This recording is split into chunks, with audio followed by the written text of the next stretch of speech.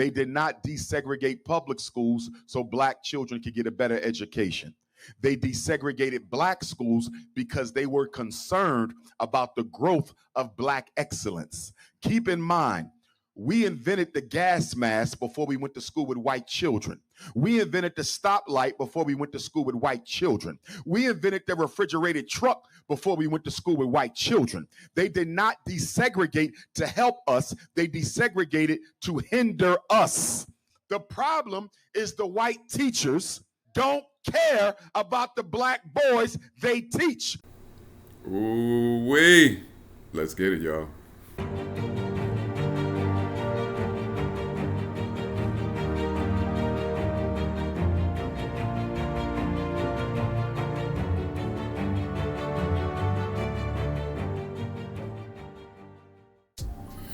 Good evening, ladies and gentlemen. Welcome to another edition of the CMC Show, Candid Melanin Conversations. I'm your host, Anthony Stewart, and I couldn't let this topic go without doing something on it and commenting.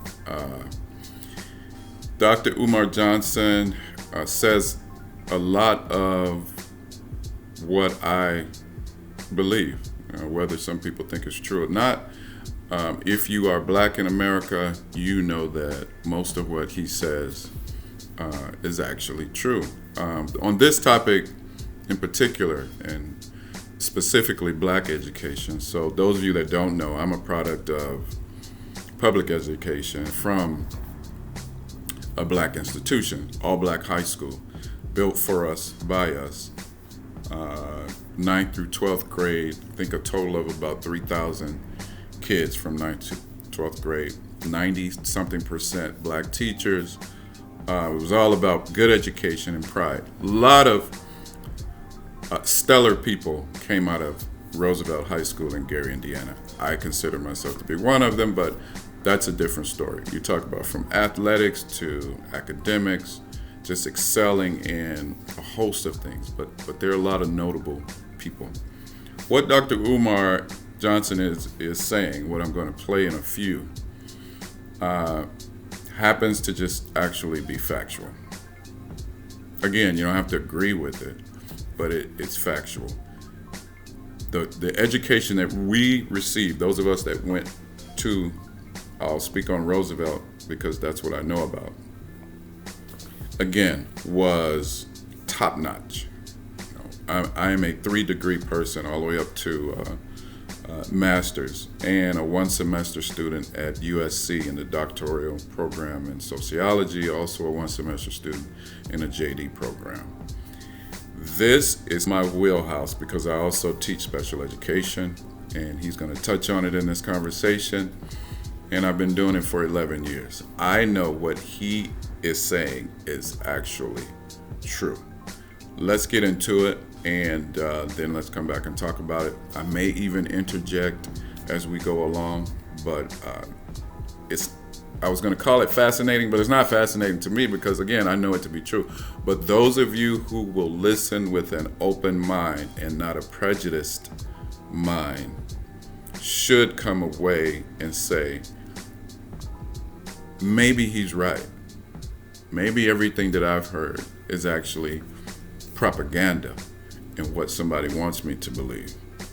We know that news outlets and what we hear in America is all about propaganda. We can go to what they're doing in other countries. Again, we won't get into that. Point of that is to just say all of our stuff is propaganda. So we just can't talk about other countries having their propaganda machine. We have our own here in America, and we are socialized and we are led to believe things that aren't true. This is one such topic in education. Oh, I wanted to say I had a conversation about this topic. Actually, it was about integration, which falls in line with this, and it was with 2 other friends. It was about 4 months ago or more. I'll link it up here. But the title of it was "Did Martin Get It Wrong?" And the conversation got a little heated. And if you would like to go listen to that one, again, I'll link it here. So let's take a listen to Dr. Umar, and then let's talk about it. let's talk about the state of the black men and boys. Mhm. The education department is now dismantling federal education as it goes on. Our young black boys, suspensions are being surged. We're surging in suspension around the country as it relates to African American boys in school. And we're seeing calculated resets on black male potential. And I asked you earlier, and you said it was a form of Jim Crow point 5.0. 5.0, Jim Crow 5.0. And so I want you to break that down and why you feel that. First of all, let's go back to 1954. United States Supreme Court outlawed the use of race in public education. Black people were learning just fine prior to 1954. They did not desegregate public schools so black children could get a better education. They desegregated black schools because they were concerned about the growth of black excellence. Keep in mind, we invented the gas mask before we went to school with white children. We invented the stoplight before we went to school with white children. We invented the refrigerated truck before we went to school with white children. They did not desegregate to help us. They desegregated to hinder us. They saw Black Wall Street in Tulsa. They saw Black Wall Street in Rosewood. They saw Black Wall Street in Wilmington, North Carolina. They saw Black Wall Street in Charleston. They saw independent black communities even here in Ohio. And they decided that if we want to stop the progress of black people, we must take over control of their children's education. And when they desegregated the schools, they did not bring black teachers with black students. The biggest layoff in public education is between 1954 and 1974 of black teachers. They brought our children into the schools. They fired the teachers. And so when our black children were bused into white schools, having to deal with not only bigoted white students, but bigoted white teachers, there was no black teachers in there to protect them.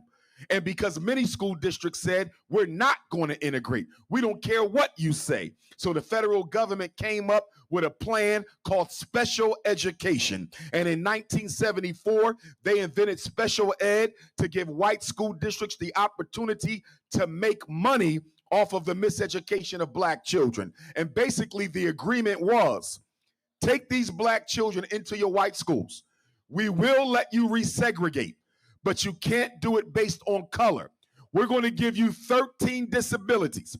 And the main disability has been the so-called learning disability. And if you get your white racist school psychologist to evaluate these black children and call them reading disabled, math disabled, comprehension disabled, intellectually disabled, emotionally disabled, you can separate them from the white children in a class of their own. So special education was created to undo the effects of desegregation. Now, let me say this. Black boys don't need a special school. Black boys don't need a special curriculum. Black boys don't need a special education. The problem is they have flipped this situation on its head, and they have the black community looking at our boys as if they are the problem. Nothing's wrong with black boys. The problem is the white teachers don't care about the black boys they teach. So you should be intervening with the white teacher. But because of Snow Bunny privilege, she cannot be blamed. The white woman cannot be blamed for the failure of black boys. So what do? We let them blame our boys for why they can't read. We let them blame our boys for why they can't count. We let them blame our boys for why they can't sit still. And nobody ever points a finger at the racist white teacher. Public education is the only industry in America where the customer is blamed for not getting the product they paid for. When you go to the supermarket and your food is spoiled, you go back to the supermarket. When you buy an automobile and your car doesn't work, you go back to the auto shop. But when black kids come home and can't read, we don't look at the teachers, we blame them. So are y'all ready for this? He's just getting started. All right. Let me say this real quick. I told y'all, he's just getting started. In order to teach a child You have to care about them. Are y'all listening to me? In order to teach a child, you have to care about them. No child is going to take a risk at being embarrassed and humiliated in front of their class unless they know that teacher unconditionally cares about me. If I don't feel love in my classroom, if I know she's only there to pay her mortgage so her and her white police officer husband can pay their bills, then why would I try? The biggest thing missing is teachers who care.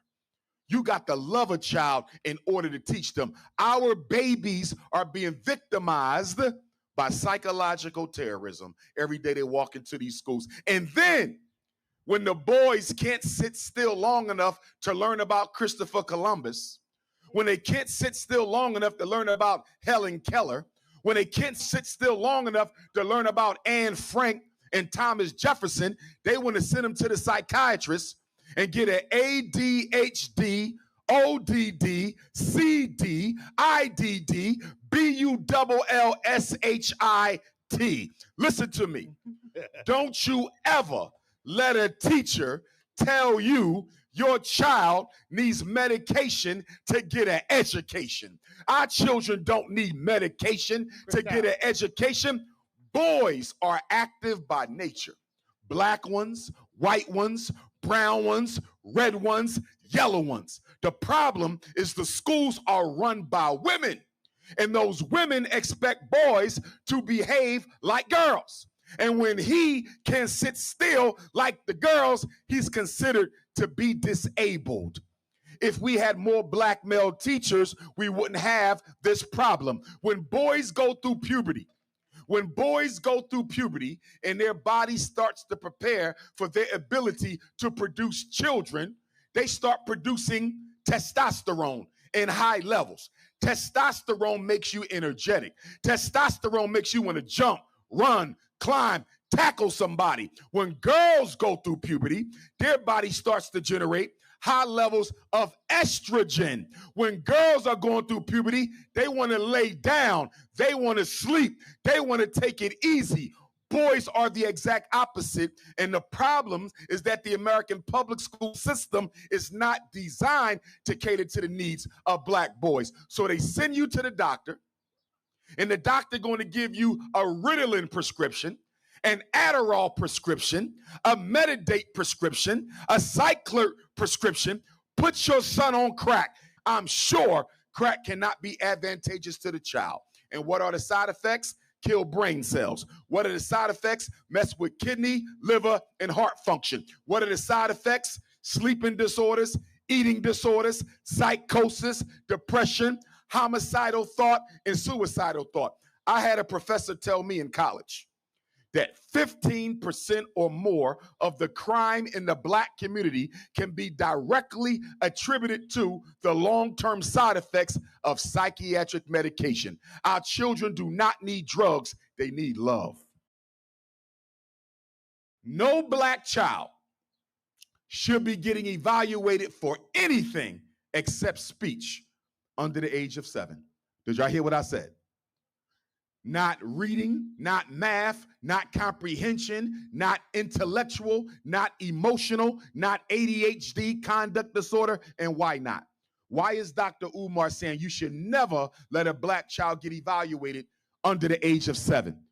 Because the earlier the child is, the more likely we can get the diagnosis wrong, Baba. You feel me? Because when a child is young, they're still growing and learning. There's no psychologist in America that can tell you for certain that your 3-year-old is autistic. Now, autism is real, but autism is often misdiagnosed. Why? Because we get them evaluated too soon.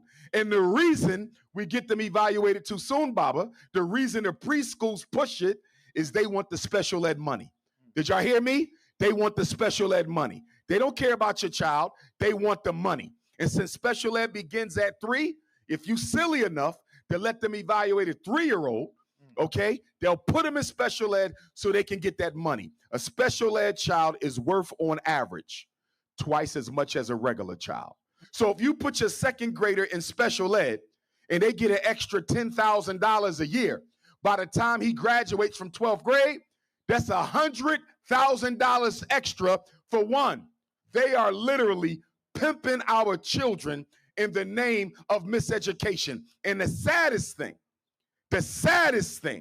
is most of our children who have been determined to be learning disabled are not learning disabled. You know what their real problem is?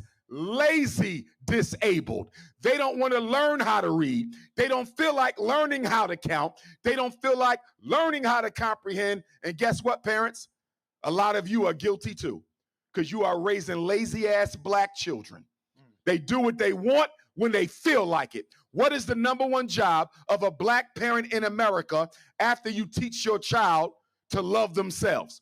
It is to teach your child discipline. And what is Dr. Umar's definition of discipline? It is the ability to do what you don't want to do when it has to be done, whether you like it or not. And if you graduate a 12th grader who don't have self-control and self-discipline, you have just created a victim for the white power structure. Man, did he touch on a lot that actually needs to be explored even further.